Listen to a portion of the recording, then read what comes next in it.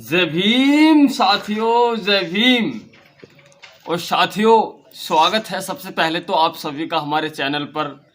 और साथियों, मैं जो आपको जानकारी देना चाहता हूँ ये बहुत खास जानकारी है और ये मिशन से जुड़ी जानकारी है साथियों।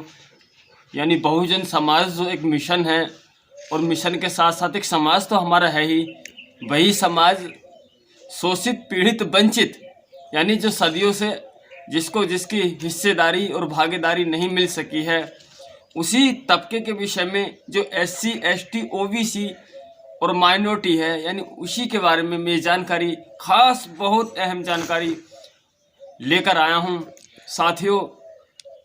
आज हमारे कुछ लोग कह देते हैं कि कांग्रेस हमारे लिए ठीक है बीजेपी से, तो मैं बता दूं साथियों, जब हमारा संविधान, बाबा साहब ने हम सबको संविधान दिया दिन रात मेहनत करके, और उस संविधान को यानी ये जो कांग्रेस सरकार थी उसको सही से नहीं चला रही थी, और ये जो SC ST OBC और माइनॉरिटी के हक में संविधान लिखा गया था उसको उसकी हिस्सेदारी नहीं मिल रही थी।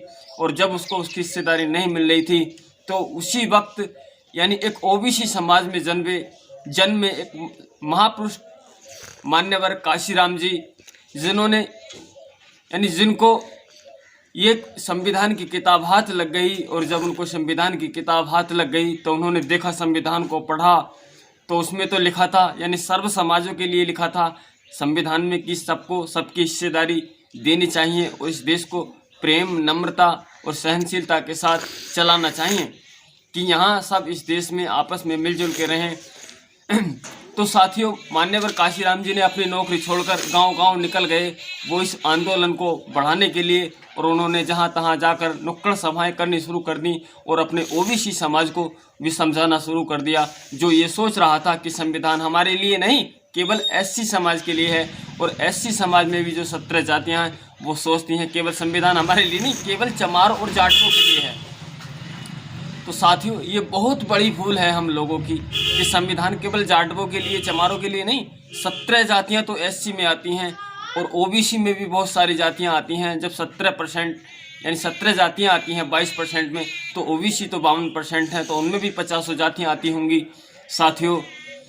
तो जब उन्होंने लोगों को जगाना शुरू कर दिया तो कांग्रेस यानी जो जिनको हम राहुल गांधी कहते हैं, इनकी अम्मा हैं सोनिया गांधी, और इनकी पार्टी में बहुत सारे लोग हैं जिन्होंने सोचा कि अब लोग ये पढ़ लिख कर जागरूक हो रहे हैं, इनको कैसे रोका जाए ताकि ये अपने लोगों को जगा सकें, संविधान के बारे में बता सकें। तो इन्होंने स्कूल में मिड डे मील चलाना शुरू कर दिया ताकि इनके बच्चे पढ़ लिख कर जागरूक ना हो सकें साथियों। तो आज उसी विषय पर मैं ये लाइन लेकर आया हूँ, और साथियों बहुत अच्छी लाइन है, इनको ज़रूर सुने, स्किप न करें, क्योंकि ये हम सब के भविष्य का मतलब है। कि साथियों, बाबा साहब के संघर्षों के कर्जे नहीं चुका सकते। कौन नहीं चुका सकते? हम सब लोग, इस देश के मूल निवासी जो 85% बनते हैं टोटल, यानी बाबा साहब के संघर्षों के कर्जे नहीं चुका सकते, और इधर उधर का गान गा हम जागरूकता नहीं ला सकते। कि साथियों, हम लोग यानी जो बाबा साहब ने हमारे लिए 4 बच्चों का बलिदान दिया, और कभी न टाइम से सो सके, न टाइम से कभी खा सके, न अपनी पत्नी को टाइम से कपड़े बना सके, यानी कुल मिलाकर अपने बच्चों में वो अपना जीवन नहीं काट सके, केवल लिखने और पढ़ने में उन्होंने अपनी सारी उम्र लगा दी। और साथियों, आज हम लोग उन बाबा साहब के लिए नहीं जानते, केवल चमार और जाटों के अलावा ये 2-4-6 लोग OBC में हैं, या SC में 1-2 और होंगे, और बाकी कोई नहीं जानता बाबा साहब को कि बाबा साहब ने हमारे लिए क्या करा है साथियों। और हम लोग आज यानी सब कुछ तो बाबा साहब की देन है, फिर भी हम लोग गीत गाते हैं इधर उधर के, पता नहीं कहाँ कहाँ के गीत हमारी माताएं बहनें गाती हैं, हम भी गाते हैं, हम कहीं घंटा चढ़ाते हैं, हम कहीं चादर चढ़ाते हैं, हम कहीं कुछ करते हैं। हम लोग सोचते हैं कि हमारे जो काम बन रहे हैं इसमें बाबा साहब का कोई योगदान नहीं है, इन लोगों का योगदान है जिनके लिए हम घंटे चढ़ाते हैं, जिनके लिए हम प्रसाद चढ़ाते हैं, जिनके लिए हम फूल चढ़ाते हैं साथियों। तो यानी हम लोग अगर ऐसे ही इन्हीं कामों में लगे रहे, पाखंड में लगे रहे, तो हम इस देश में कभी जागरूकता अपने लोगों को जगा नहीं सकते। और जब हम जगा नहीं सकते तो बदलाव हो नहीं सकता। कि बाबा साहब के संघर्षों के कर्जे नहीं चुका सकते, और इधर उधर का गान गा हम जागरूकता नहीं ला सकते। क्या हम मिलजुल यार कभी भी साथियों, हम जो देश की 85% हिस्सेदारी है, यानी हम लोग जो इस देश में 85% हमारी आबादी जनसंख्या है हमारी, कि क्या हम मिलजुल यार कभी भी, मैं आपसे ही कह रहा हूँ साथियों, अगर आप ओबीसी समाज से हैं, एससी समाज से हैं, एसटी समाज से हैं या माइनॉरिटी से हैं, कि क्या हम मिलजुल यार कभी भी खाना नहीं क्या खा सकते, कि हम लोग मिलजुल कर एक जगह, यानी एक हांडिया का पका हुआ खाना हम सब लोग अलग अलग थालियों में करके खा नहीं सकते क्या? क्या हम लोग, यानी बसपा की सरकार लाकर इस देश में बहन जी को पीएम बनाकर हम लोग सब लोग चैन अमन से नहीं खा सकते क्या? यानी जब से बहन जी की उत्तर प्रदेश में सरकार गई है तब से लेकर उससे पहले भी साथियों हम लोगों के साथ शोषण, अनर्थ, अन्याय होता रहा है। यानी मुस्लिमों के साथ भी बहुत भारी शोषण हुआ है, और यानी हमारा जो ओबीसी समाज है इसके साथ भी बहुत शोषण होता रहा है। इसको इसकी हिस्सेदारी नहीं मिली है, यानी इसको, हमारा जो ओबीसी समाज है इसको इतनी जल जंगल ज़मीन नहीं मिली है। एक दो जातियों की बात छोड़ दी जाए तो इसको इतना रोज़गार नहीं मिला है। हमारा ओबीसी समाज क्या कहता है, आज कहता है कि हमें तो मजदूरी ही करनी है, सरकार चाहे किसी की भी रहो। अरे मूर्खों, मैं कहता हूँ तुम मजदूरी किसके यहाँ करोगे? जब जल जंगल ज़मीन आपके पास नहीं रहेंगे तो फिर क्या किसकी मजदूरी करोगे? मजदूरी तो हम लोग करेंगे, तभी तो करेंगे जब सत्ता हमको रोजगार देगी। कि साथियों, क्या हम मिलजुल यार कभी भी खाना नहीं क्या खा सकते? और हम सब तो हैं मूल निवासी, क्या एक साथ नहीं आ सकते? कि साथियों, हम तो इस देश के, यानी एक बाप की संतान हैं। आज हम भले ही अलग अलग हो गए, जैसे कि हमारे परिवार में हमारे दादा थे, उनके 4 बच्चे थे, तो 4 भाइयों के आज 50 बच्चे होते हैं। ऐसे ही हम उन बाबा साहब की संतान हैं। हम SC ST OBC और माइनॉरिटी, जिन्होंने हमारे लिए संविधान लिखकर हमारे न्याय के लिए संविधान दिया। और साथियों, और आज हम लोगों में ही जातियां बिरादरियां हो गई हैं, हम एक दूसरे से नफरत कर रहे हैं। और जबकि हमारा एक ऐसा समाज है, हम आपस में भी सगे भाई एक दूसरे से नफरत करते हैं साथियों, कि हम लोग क्या एक साथ आकर और वही 2007 से 12 तक वाला शासन नहीं ला सकते क्या? SC ST OBC माइनॉरिटी आपस में बिना लड़े झगड़े आराम से खाना नहीं खा सकते क्या? मैं यही तो पूछना चाहता हूँ कि हम लोग एक हो जाए तो साथियों हम सत्ता अपनी बना लेंगे। और जब हम अपनी सत्ता बना लेंगे तो फिर 2007 से 12 की तरह जैसे उत्तर प्रदेश में शासन बहन जी ने चलाया, ऐसे ही शासन पूरे देश में चलाया जाएगा। सबको सबकी हिस्सेदारी, न्याय दिया जाएगा और किसी को परेशान नहीं किया जाएगा, किसी को किसी प्रकार का प्रताड़ित नहीं किया जाएगा, किसी को किसी तरह की परेशानी नहीं दी जाएगी। जिसका जैसा हिस्सा बनता है उसको ठीक वैसा ही हिस्सा दिया जाएगा। कि क्या हम लाकर सत्ता अपनी, साथियों, क्या हम लाकर सत्ता अपनी ये जाल नहीं कटा सकते? कौन सा जाल? यही जाल साथियों, जो हमको हिस्सेदारी नहीं मिल रही है, हमको जाति बिरादरी की देखकर मारा जाता है, हमको धर्म देखकर लठ फेरा जाता है। आज हमको जिस तरह प्रताड़ित किया जाता है साथियों, आज हमें सख्त ज़रूरत है, यानी इस देश में बहन जी को PM बनाना, चाहे हम भले ही कोई सी जाति बिरादरी से क्यों नहीं है साथियों। ये नफरत ले डूबेगी, आप सब जानते हैं। जिस घर में नफरत हो जाती है वो घर खो जाता है, यानी डूब जाता है। ऐसे ही हमारे देश में आज नफरत चल रही है और इसी नफरत के कारण यहाँ सबको नुकसान उठाना पड़ रहा है।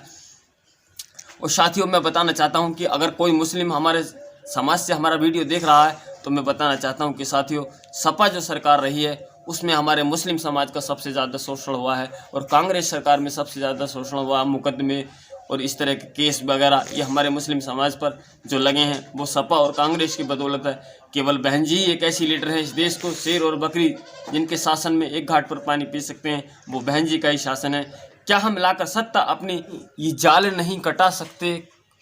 और SC ST और OBC क्या हम नहीं यह छुड़ा सकते? कि साथियों, ये हम लोग अगर चाहें तो अपनी सत्ता बनाकर, वैसे तो मैं जानता हूं कि हमारे समाज में बहुत सारे मूर्ख ऐसे हैं, हम बात बहन जी की करते हैं तो वो केजरीवाल पर भाग जाते हैं, हम बात बहन जी की करते हैं तो वो कांग्रेस पर भाग जाते हैं, हम बात बहन जी की करते हैं तो वो सपा पर भाग जाते हैं, यानी कभी भी बहन जी से सहमत नहीं होते। जिन बहन जी ने लोगों को 3-3 बीघे ज़मीन देकर, महामाया पेंशन देकर, काशीराम आवास देकर, यानी जहां घरों में पक्का नहीं हुआ करता था वहां CC रोड देकर, ऊंची ऊंची लाइट देकर, जैसी लखनऊ और राजधानी में होती हैं ऐसी लाइट देकर सम्मानित किया लोगों को, वहीं लोग बहन जी की बातें करने से कतराते हैं और इधर उधर भाग जाते हैं। मैं तो कहता हूं मूर्खों, हमें जानना होगा कि हमारा सच्चा हितैषी कौन है, और ये जो जाल है कि हम ये जाल नहीं कटा सकते। कौन सा जाल? ये वाला जाल साथियों, कि हमको कहीं तो घोड़े पर नहीं बैठने दिया जाता, कहीं तो मूछें नहीं रखने दी जाती, कहीं तो पानी नहीं भरने दिया जाता, कहीं तो हमारे लोगों के साथ भेदभाव होता है, वो केवल चमार और जाटव ही नहीं, कुम्हार, गढ़री, धीमर, माली, तेली, मल्ला, पाशी, ऐसी बहुत सारी जातियाँ हैं साथियों। हिंदू, नाई, बढ़ई, धोबी, बहुत सारी जातियाँ हैं जिनका शोषण इस देश में होता है। हम लोग चाहें तो अपनी सत्ता बनाकर इस जाल को काट सकते हैं, और हम चाहें तो ये जो बीमारी हमारे साथ लगी है कि हमको हमारी हिस्सेदारी जो नहीं मिल रही है, जल जंगल ज़मीन में जो हिस्सा नहीं मिल रहा है, वो हिस्सा हम ले सकते हैं। वो केवल बहन जी की सरकार में ही हो सकता है, और वरना तो बाकी सरकारों में साथियों हम किसी को भी वोट देते रहें वो मुमकिन नहीं, नामुमकिन है।